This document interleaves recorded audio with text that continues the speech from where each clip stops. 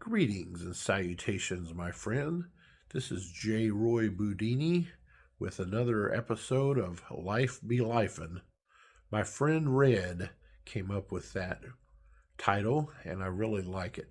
I feel that's encompasses what I'm trying to do here with the talks that I have and the wisdom that I'm trying to share amongst my friends.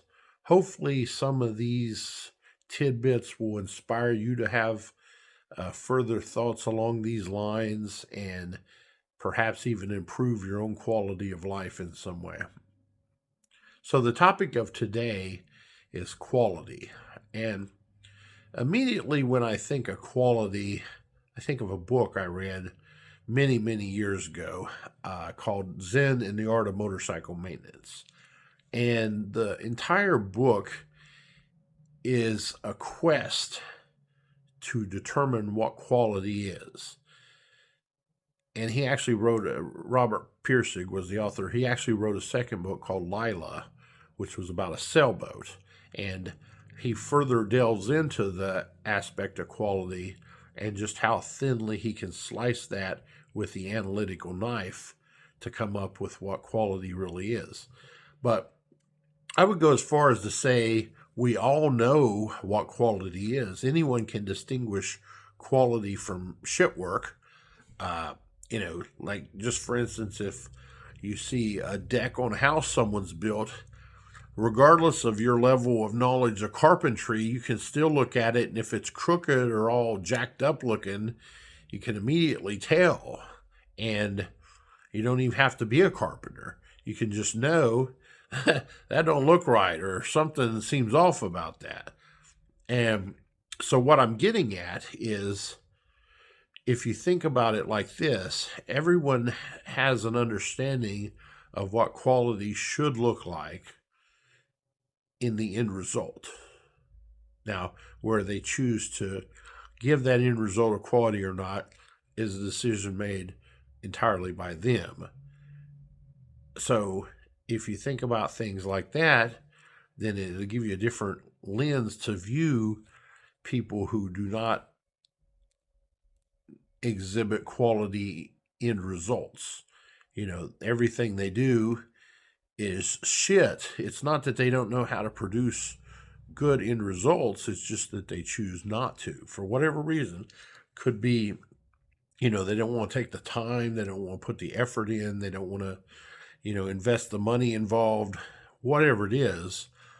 Everybody knows what they're doing, whether it's good work or not good work, and good results or not good results. And everybody knows how to treat somebody. If you're not treating somebody correctly or not.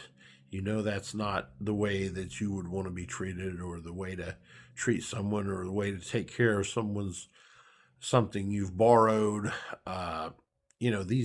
These are things that are all part of everyone's inner being.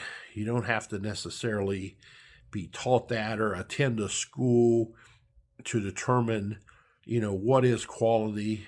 Now, certainly there's varying degrees of that. We'll go back to the instance of carpentry.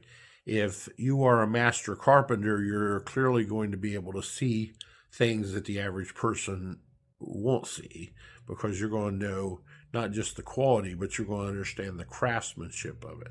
And that's a whole different level. But I think a lot of people don't even get to the craftsmanship level because they don't even get to the quality level.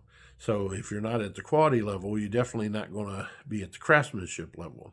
But I feel it's important that we hold people accountable for the quality of their end results, because they do know what quality is, and they do know what it looks like when it's done correctly versus when it's done incorrectly. Regardless of what it is, everybody knows quality from shit work.